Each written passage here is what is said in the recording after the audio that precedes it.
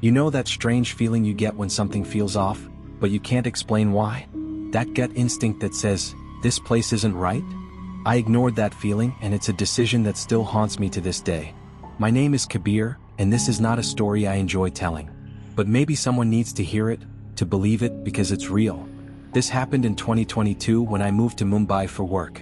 I was lucky to find a 2 BHK apartment in a peaceful residential area for a surprisingly low rent. Too good to be true? Yeah, it was. From day one, there was something strange about the neighbors in the flat directly across from mine. Flat 402. An elderly couple. Quiet. Never spoke unless spoken to. But here's the weird part. Every single night, without fail, exactly at 2:03 a.m., I'd hear their door open. A long creak. Then silence. Then a soft humming, like an old lullaby, but the tune was off. I never saw anyone go in or out during the day. No visitors. No deliveries. Just those late-night sounds as if they were stuck in a loop. Curiosity turned into obsession. I started keeping a log. The same events, every single night. Sometimes I'd peek through the peephole and see nothing. Other nights, I'd see a flickering light under their door, almost like candlelight. I asked the watchman once, half-jokingly, "What's up with 402? Do they ever leave the flat?" He looked at me with a confused expression. "Sir, that flat's been empty for 2 years. The couple who lived there died in 2020, murder-suicide." I laughed. I thought he was messing with me. But when I asked the building secretary and a few other residents, they all said the same thing. The husband had been mentally unstable. One night, he slit his wife's throat and then hanged himself. That was 2 years ago. And the flat had been sealed ever since. Except, I had heard them.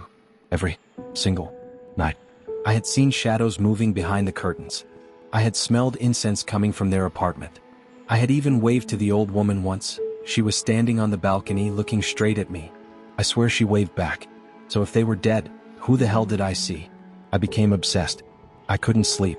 I stayed up night after night trying to prove I wasn't going insane. I even installed a motion sensor camera facing their door. And on the third night of recording, I saw it. The door slowly creaked open at exactly 2:03 a.m. A shadow stepped out. But here's the thing, the camera glitched. Not skipped. Glitched.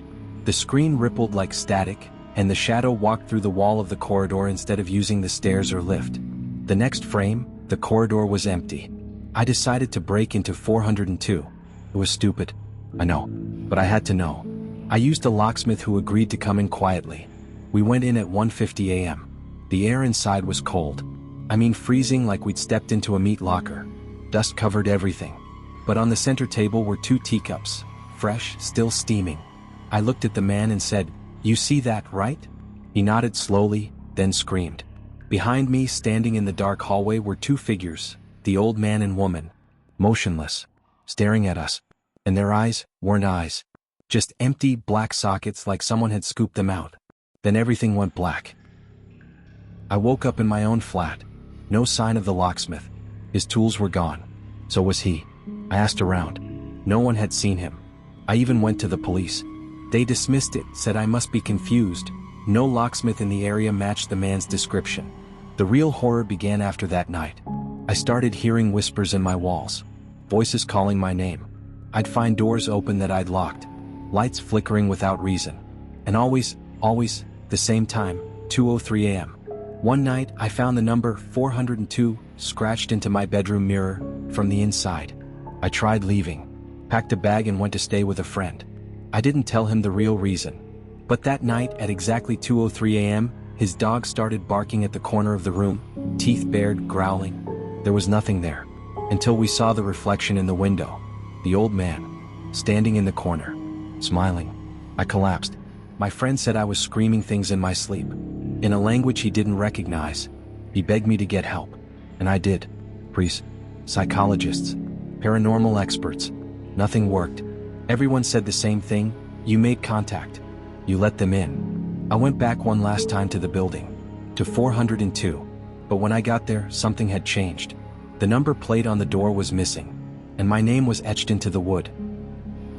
I ran. I didn't look back. I moved cities, changed numbers, told myself I was done, that maybe I'd gone insane. But sometimes, you don't escape something like this. About a month ago, I received a courier. No return address. Inside was a small key. Rusted. And a note, in blood red ink. We saved a spot for you. That night, I got a call from my old landlord. He said something strange had happened. A new tenant had moved into flat 402. A young man. Looked eerily like me. And within 2 days, he vanished. Gone. No luggage. No notice. Nothing. Now I don't sleep. Not well anyway. Every night I hear them whispering just outside my door, no matter where I go. And I know one day I'll open it, and they'll be waiting. Because once the neighbors know your name, they never forget. And they never let go.